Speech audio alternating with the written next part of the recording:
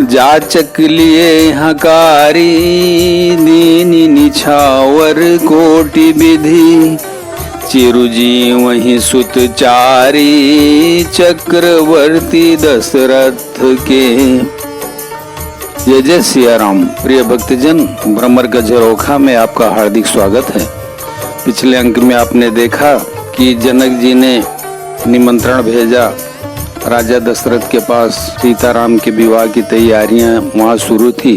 पत्रिका लेने के लिए राजा खुद उठे, दूतों को न्यौछावर दिया, फिर भिक्षुकों को बुलाकर करोड़ों प्रकार की निछावरें उनको दी। चक्रवर्ती महाराज दशरथ के चारों पुत्र चिरंजीवी हों।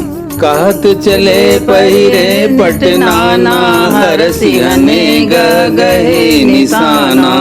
समाचार सब लोगन पाए लागे घर घर होन बधाए। यूं कहते हुए वे अनेक प्रकार के सुंदर वस्त्र पहन कर चले। आनंदित होकर नगाड़े वालों ने बड़े जोर से नगाड़ों पर चोट लगाई। सब लोगों ने जब यह समाचार पाया तब घर घर बधावे होने लगे। भुवन चारि रस भरा उछाहु जनक सुता रघुबीर बियाहु। सुनि शुभ कथा लोग अनुरागे मग गृह गली संवारन लागे। 14 लोकों में उत्साह भर गया कि जानकी जी और श्री रघुनाथ जी का विवाह होगा। यह शुभ समाचार पाकर लोग प्रेम मग्न हो गए और रास्ते, घर तथा गलियां सजाने लगे।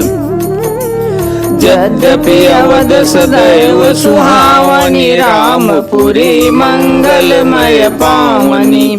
तदपि प्रीति कई प्रीति सुहाई मंगल रचना रची बनाई।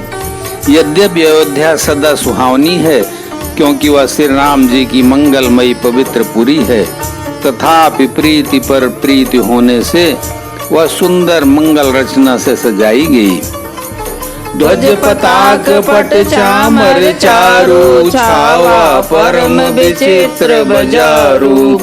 कनक कलश तोरण मणि जाला हरद धूप दधि अक्षत माला। ध्वजा, पताका, पर्दे और सुंदर चौरों से सारा बाजार बहुत ही अनूठा छाया हुआ है।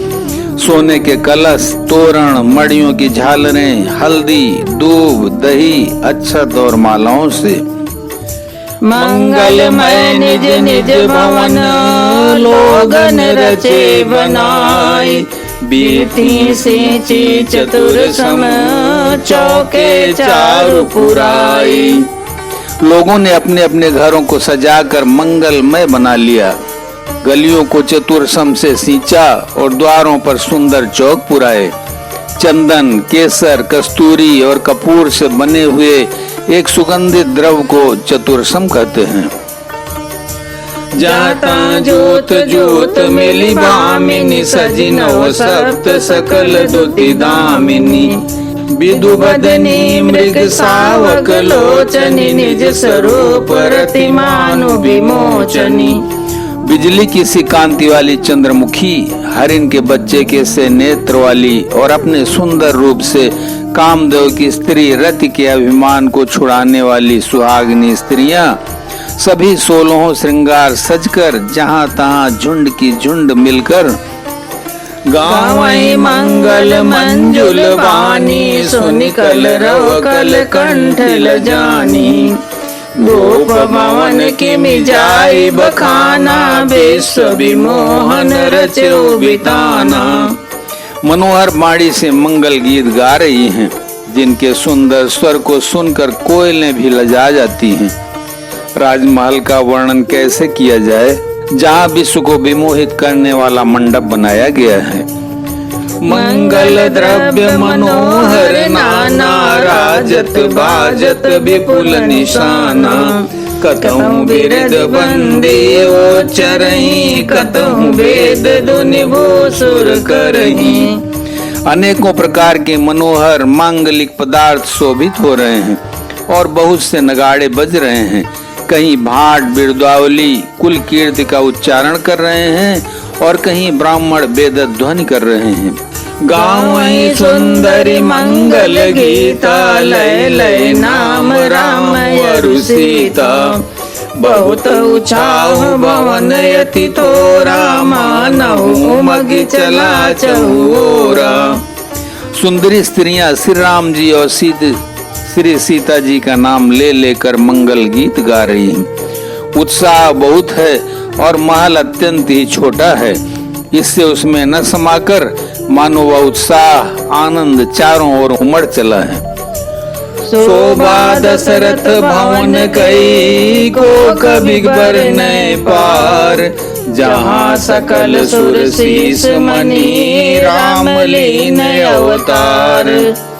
दशरथ के महल को शोभा का वर्णन कौन कवि कर सकता है, जहाँ समस्त देवताओं के शिरोमणि रामचंद्र जी ने अवतार लिया है।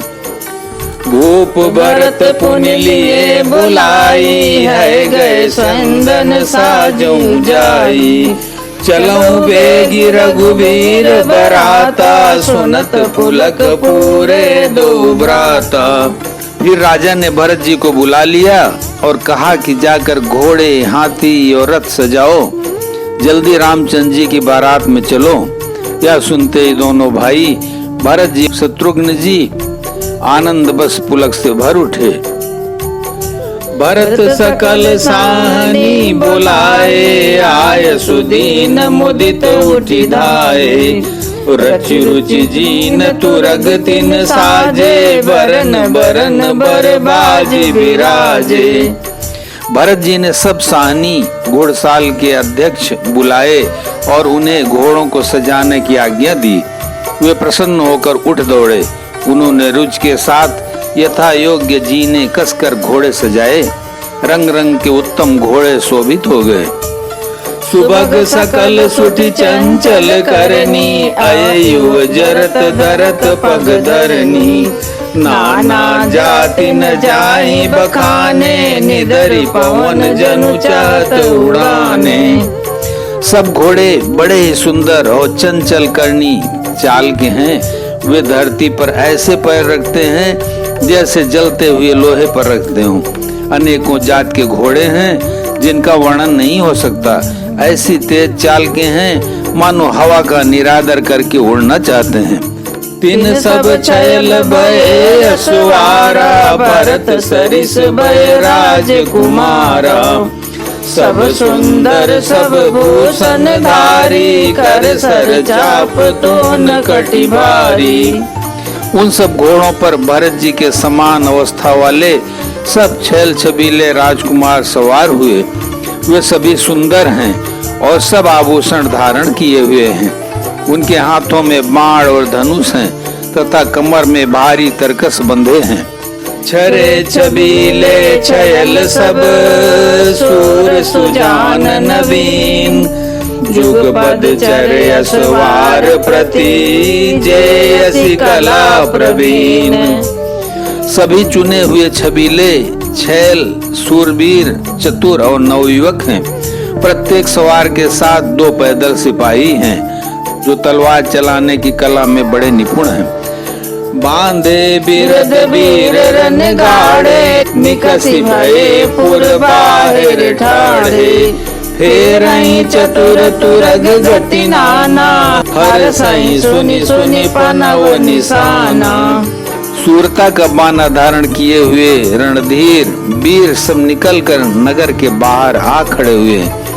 वो चतुर अपने घोड़ों को तरह तरह की चालों से फेर रहे हैं और भेरी तथा नगाड़े की आवाज सुन सुनकर प्रसन्न हो रहे हैं। रथ सारथिन विचित्र बनाए, ध्वज पताक मणिभूषण लाए। चंवर चारु किंकिनी धुनि करई, भानु जान शोभा अपहरई। सारथियों ने ध्वजा पताका मणि और आभूषणों को लगाकर रथों को बहुत विलक्षण बना दिया। उनमें सुंदर चंवर लगे हैं और घंटियां सुंदर शब्द कही हैं। वे रथ इतने सुंदर हैं मानो सूरज के रथ की शोभा को छीने लेते हैं। सांव करन अगणित है होते, ते तिन रतन सार तिन जोते।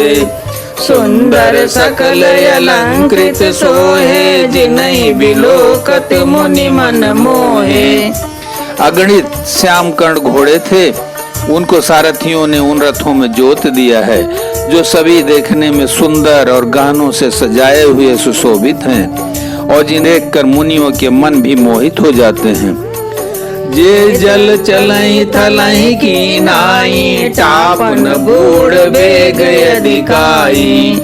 अस्त्र शस्त्र सब साज बनाई, रति सारथिन लिए बुलाई। जो जल पर भी जमीन की तरह ही चलते हैं, वेग की अधिकता से उनकी टाप पानी में नहीं डूबती। अस्त्र शस्त्र और सब साज सजाकर सारथियों ने रथियों को बुला लिया। बोलो सियावर रामचंद्र की जय, उमापति महादेव की जय, पवन सुत हनुमान की जय।